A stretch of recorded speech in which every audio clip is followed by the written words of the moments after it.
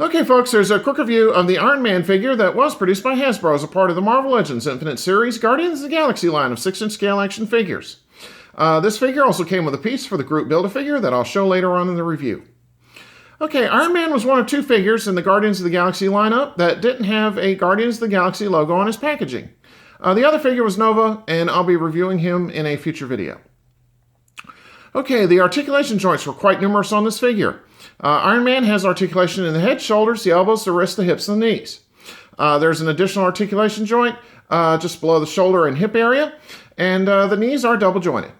Iron Man's head can turn 360 degrees, but has very little up and down movement. The wrists turn 360 degrees and also have swivel joints. The feet can move up and down, and there is an ankle pivot joint. And also, it's worth noting that there's an abdominal crunch joint. Now, I do feel it's worth noting that the shoulder articulation on this figure is hindered due to these shoulder adornments. However, the adornments around the shoulders are removable. And also I noted that the swivel joints in the wrists are hindered quite a bit. And that appears to be due to the design of the molding on his forearms. The paint apps on the figure were, for the most part, done well. There was a very small amount of chipping on the left side of his chest. And the knees had some gold slop, as well as some red bleeding through the gold paint scheme. So let me pause here, zoom in, and I'm going to give you a closer look as to what Iron Man looks like.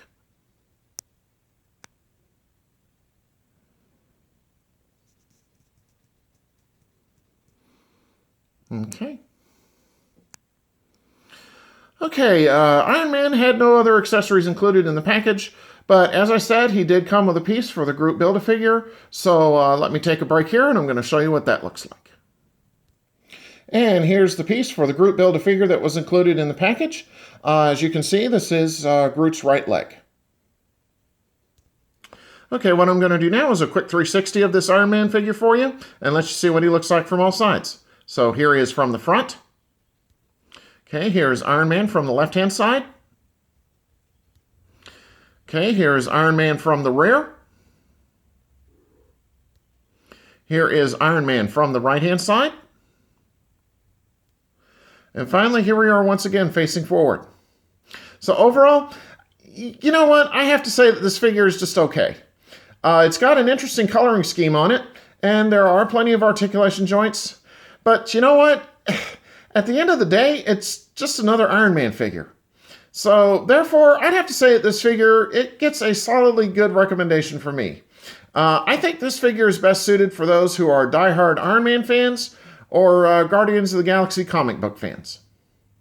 Okay, so on that note, take care and stay tuned for my next review. Have a good one.